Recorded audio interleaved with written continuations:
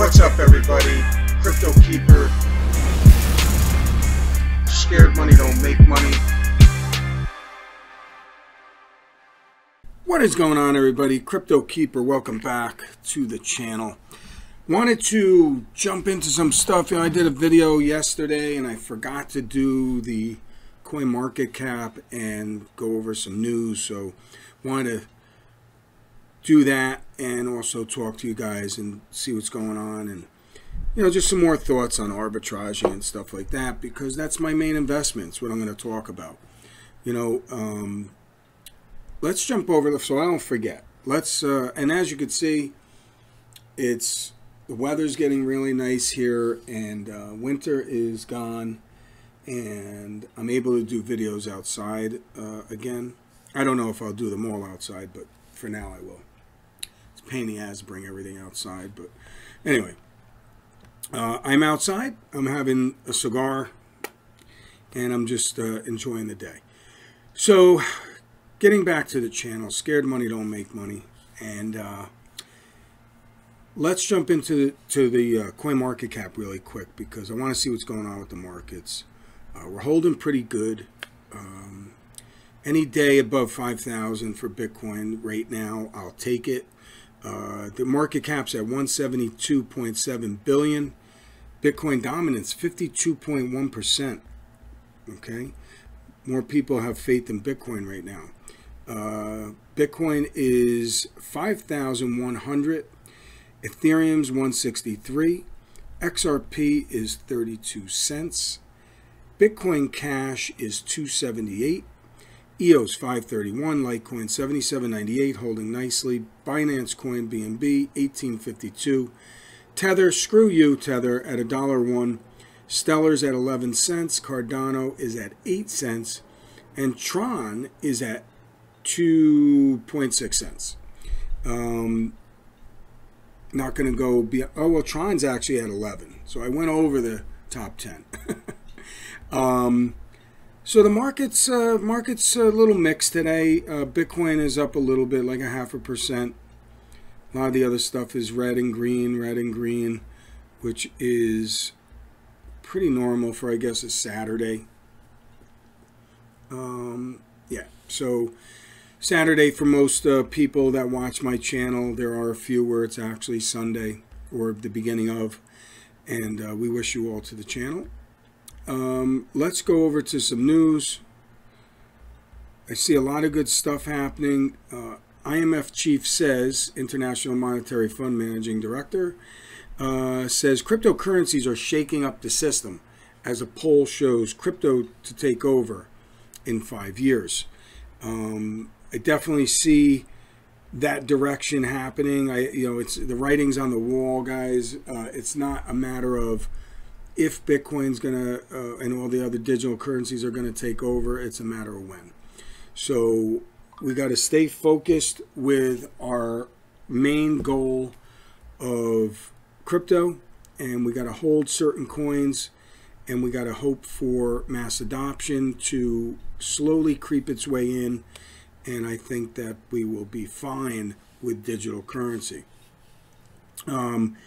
Bitcoin indicator flashes bull signal with a warning, plus Ripple, XRP, Ethereum, Tron, Litecoin, EOS, and Stellar. There's some good articles there. Arthur Hayes predicts Bitcoin rise to 50,000 and the end of cash. BTC, XRP, Ethereum, and Litecoin forecast.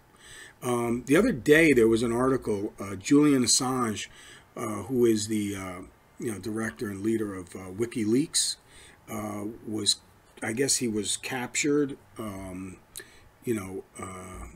Let's see if we can go in here. I don't know if this is going to tell us, but he was arrested, I guess after being sought after for a long time. There's a lot of crazy stuff going on with that. He was arrested by the UK police for extradition back to the United States, where he will face a trial for unauthorized disclosure of classified government documents. Ecuador withdrew Assange's asylum status as its London embassy, where Assange had been allowed to seek refuge since 2012. Following the withdrawal of Ecuador's support, Assange was dragged out of the embassy while holding a copy of Gore Vidal, History of the National Security State. So, WikiLeaks leader Julian Assange is being extradited back to the United States for trial. That's some very, very interesting news, and we'll see how that ends up. That's probably going to be a big thing now, watching a trial and this and that. So there'll probably be a lot of debating going on with that. I also wanted to talk about something in today's video. I'm seeing a lot of this. What is an IEO? Well, we all know what an ICO is, right? It's an initial coin offering. And the ICOs were really, really big in 2017. A lot of us, invested in some of the lending platforms. We really got we got burned a little bit on those. I know I did. I don't know about everybody else. But I'm sure most of you have gotten burnt with that as well. But an IEO, you're going to start seeing a lot of these. And I don't know if it's something we got to be careful with or something that is more safer. I don't know. So let me know in the comments if you guys know anything about it. An initial exchange offering is what it's called. An initial exchange offering, as its name suggests, is conducted on the platform of cryptocurrency exchange. Contrary to initial coin offerings, ICOs, an IEO is administered by a crypto exchange on behalf of the startup that seeks to raise funds with its newly issued tokens. As the token sale is conducted on an exchange platform, token issuers have to pay a listing fee along with the percentage of the tokens sold during the IEO. In return, the tokens of the crypto startups are sold on the exchange's platform, and their own coins are listed after the IEO is over. As a cryptocurrency exchange takes percentage of the tokens sold at the startup, the exchange is incentivized to help with token issuers' marketing operations. IEO participants do not send contributions to a smart contract such as governs an ICO. Instead, they have to create an account on the exchange platform where the IEO is conducted. The contributors then fund their exchange wallets with coins and use those funds to buy the fundraising company's token. Okay, so what it sounds like is the IEO is already paid for an external exchange for their token, for their project.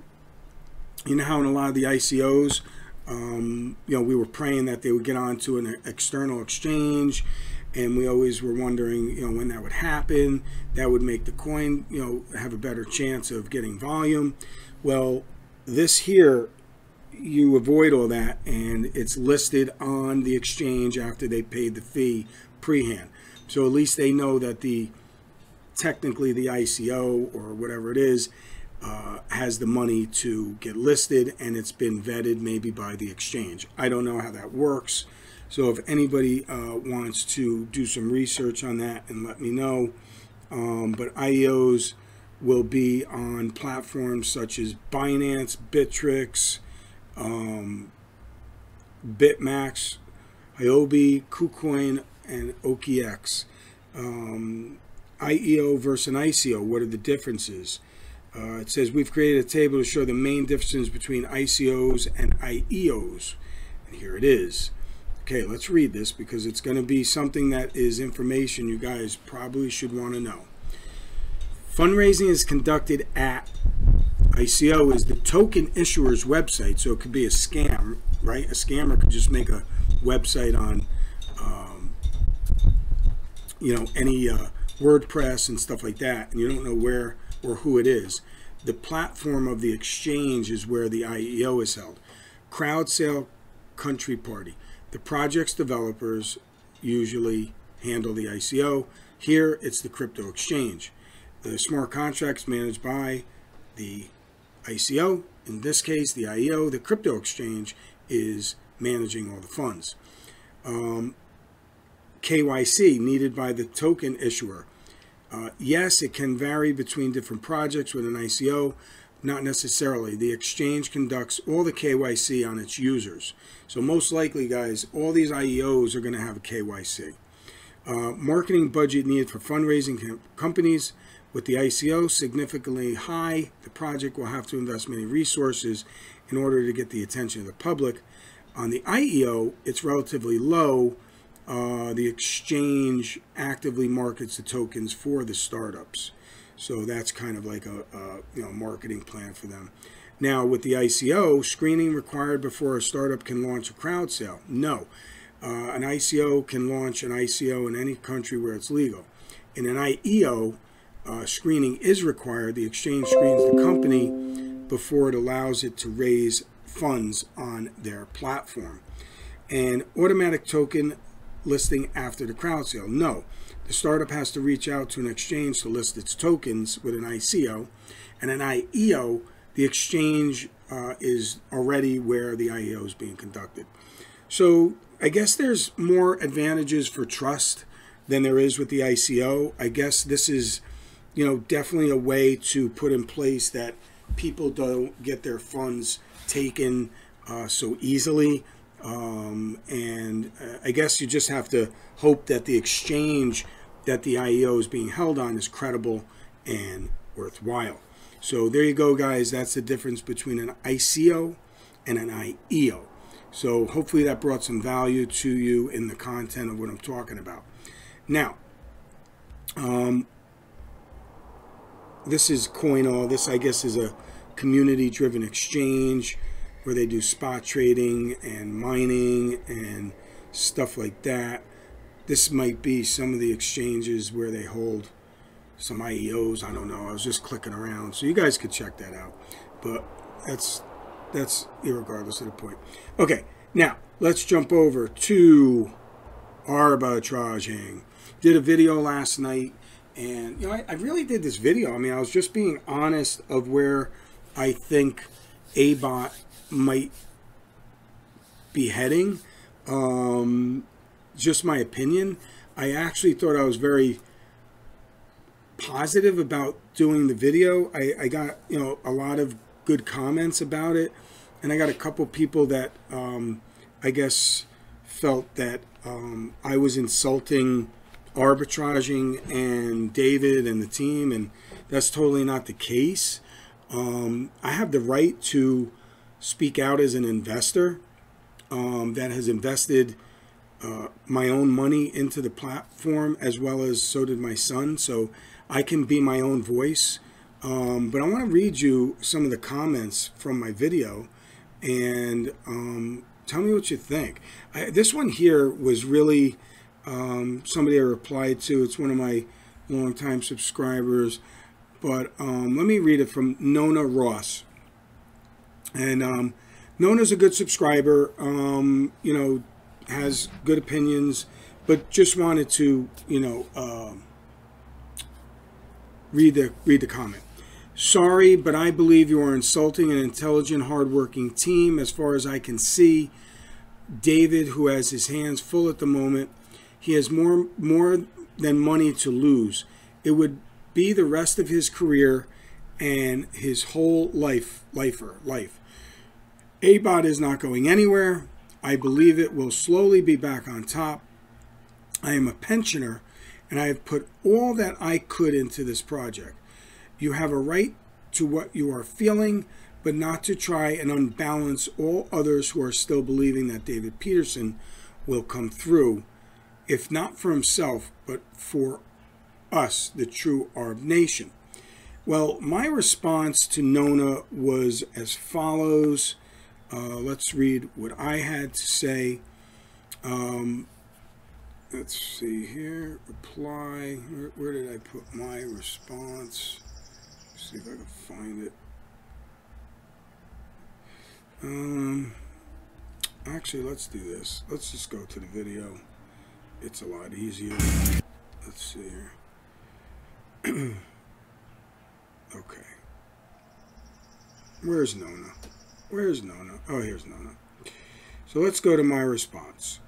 Nona, first of all, let's get something straight. I am not insulting anyone's hard work or intelligence. I am simply giving my opinion of the state of my investment in ABOT. It's obviously not working properly, as you can tell if you're an investor in arbitraging. Secondly, communication is a simple fix. to any delays.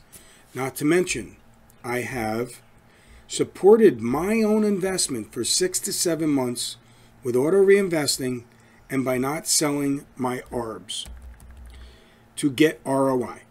I essentially allowed people like yourself to sell on the exchange easily. So please do not tell me I'm insulting anyone, because I still support my investment of choice, Keeper. The response from Nona was as follows. Keeper, I have had my investment for 11 months and I've never taken a cent out. I may be a fool, who knows, but there's still hope, and I'm trying to be positive. It is what a lot of us are trying to do. Your YouTube was not a very pleasing one. Other tubers have at least given a 50-50 opinion of David P. and the ARB team. You just slaughtered them opinion or not. It was not good for some of us who are still trying to see the future with ARB. Well, let me tell you something, Nona. And this just doesn't go for Nona. Number one, you go back and you read, you listen to my video. There was nothing that was negative about it. It was simply my opinion on what should happen with ABOT if ABOT is overinflated. If ABOT is such a problem and it's overinflated, then maybe it should be resolved and ABOT should be refunded to people without their ROI, such as yourself, such as myself, and move on to other things, such as Trading Pro, MBOT 2.0, whatever, the casino, the bank deal, whatever David has in plans.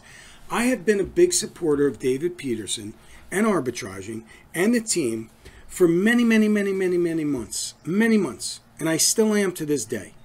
So for you to tell me I can't talk about what I want to talk about and it offends you, I need you to do me a favor. I need you to unsubscribe to my channel if that's how you feel, and don't listen to my content, because I'm not going to be the person that just invests money and prays and hopes that it'll come back to me. I invested into a platform that promised passive income on a daily basis. It's not happening. I invested into a company that promised that I can get my money out whenever I wanted to. That's not happening. So for you to say that I am not giving a 50-50 opinion, I certainly am. I believe in the project, and I do hope that David fixes the problem. I just feel communication is a paramount thing. When you own a company and you have investors and you need to stay in touch with them, you don't go dark for weeks on end. You just don't. You give them some communication, you let them know up front what the problem might be, and you go ahead and you work on the problem. I believe that he does have a lot on the line with ARB and for us, and he wouldn't do anything to harm our monies. So where you're coming out with me saying that I'm not being supportive in that video, I'm sorry that's how you feel, because I really am being supportive. I'm trying to help come up with a solution, because it just seems like the ABOT is way overinflated and it's just too much to handle at this point in time. Plus with the sentiment of the community, and people are aggravated and frustrated, and we need to have some communication. It's not a lot to ask for. It's not a lot to ask for just an update on how things are going every 3 to 5 or 7 days. What's happening? Are we okay? Is our money's going to be okay? Is our investment going to be okay? Is arbitraging going to be okay?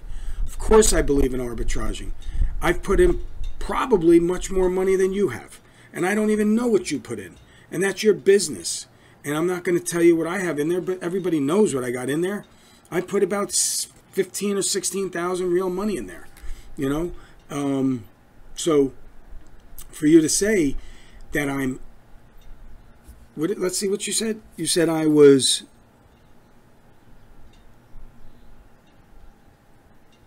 not being positive. Not to mention, well, whatever. I mean, you're saying that I'm not being positive, and that's not true. I'm just being real. This is just pure reality, my honest opinion of what's going on. If you want me to sit here and when I do videos, just tell you exactly what you want to hear. And another thing I want to mention, you got a lot of people out there, a lot of people that never invested in ARB and were against ARB from day one. From day one. And they've been fudding this project the whole way. You don't think that has hurt arbitraging? You don't think that it has hurt the arbitraging investment and David and the team and your money? Well, it has. It has. YouTube is very toxic, okay? The YouTube space is a toxic, toxic space. For the most part, the people in the community, you're awesome. But there are, that 10% of the people are very toxic. They're fudding. They love drama. They love the entertainment. They eat that shit up when projects aren't doing well and you're losing your money. Did you ever bet on a sports game and your friends didn't bet on the game and they're watching it with you? In their heart of hearts, do they want you to win that bet or do they want to see you lose and get upset? Sometimes that's how they are. They're negative people. Well, guess what? I've never been like that. I've been more positive than anybody. And I haven't gone anywhere. I've been doing YouTube videos since probably November of 2017. Yes, I have a real life job and I have to work and I have to make money. I've had some medical issues in my family, my wife's side of the family. We had deaths. We had people that are passing away left and right. And real life takes over control. It's much more than doing videos. At that point, I really don't give a shit about YouTube videos. My concern is my family, my well-being, and my family's financial well-being, okay? I've never put out links. I don't have links where you can click on and make affiliate monies from, okay? I've given you my honest opinion of how my investment is going with whatever I got into, whether it was lending platforms that I lost my balls on, or if it was on, arbitraging, or whatever I so choose to get into. And this is my channel, this is my life, and it's my money. I can do whatever I want with it. If I want to go on YouTube and promote or talk about, because I'm a supporter for the most part. My investment, I support my investment. I don't promote, things. If I'm going to promote something, I'll tell you I'm going to promote it, okay? But for people to come out with comments like this really pisses me off a little bit. Let's go ahead and check some of the other comments, give some people see what's going on here, because, we did get a lot of comments. So let's see what's going on here. ISBA Cash Club. I think DP will rescue ABOT by destroying sell walls after he thinks the token price has hit rock bottom and Trade Pro is 100% ready. I don't think Trade Pro can be successful if ARB's signature product flops. With that being said, the daily payouts from our ABOTs will probably be lower, as well as the amount of ARBs will be allowed to sell transfer daily. I don't think DP will give us cash or ETH for our ABOTs. We will get ARBs that we can cash out slowly or use for trade flow and other product and utilities. Well, here's the thing.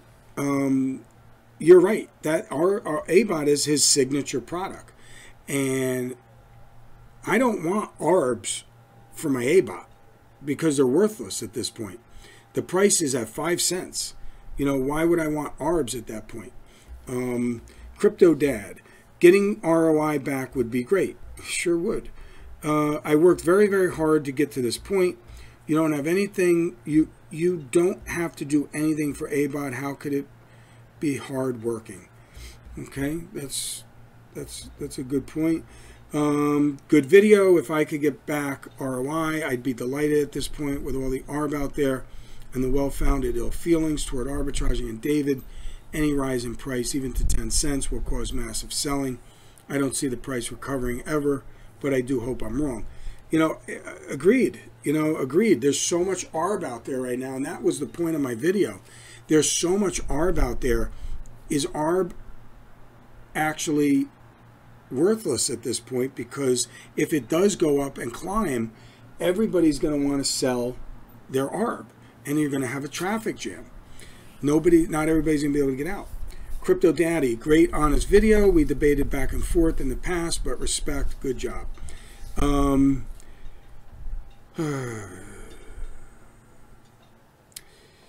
Crypto Bones, just look at the logo on the debit card. No ARB, no ABOT, just Trade Pro. I think that tells most of the story.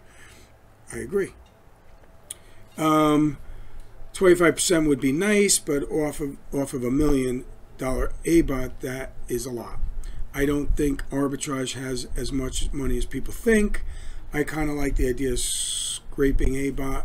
Pay us a percentage in ETH or stable coin and give us a sweet incentive for 3 months using Trade Pro. Maybe we can recoup our loss that way. Possibly. Wolfpup, 1.5 million ARB has been flooded into the ARB and external exchange. Sorry guys if I pass over you.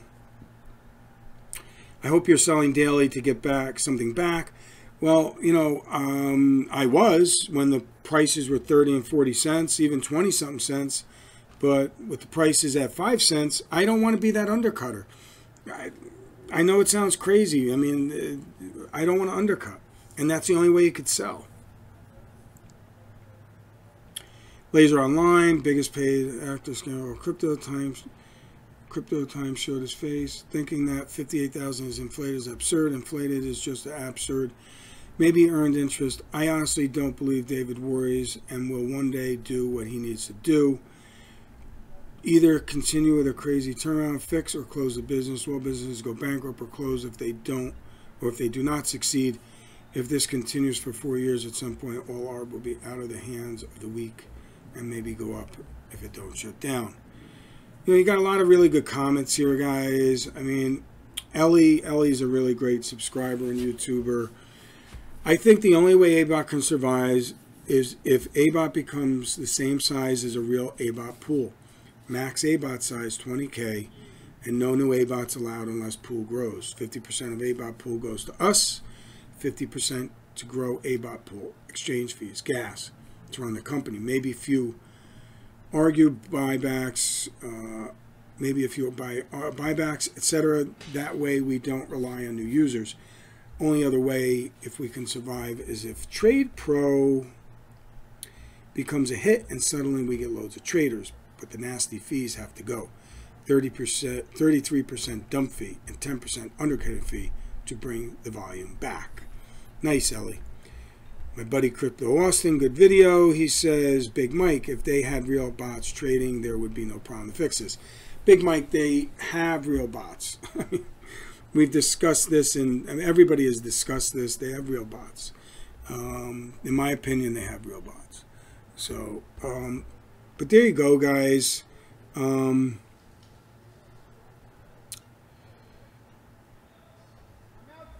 These are all of the comments. There's a lot of them. There's even more I didn't read, but there's a ton of them.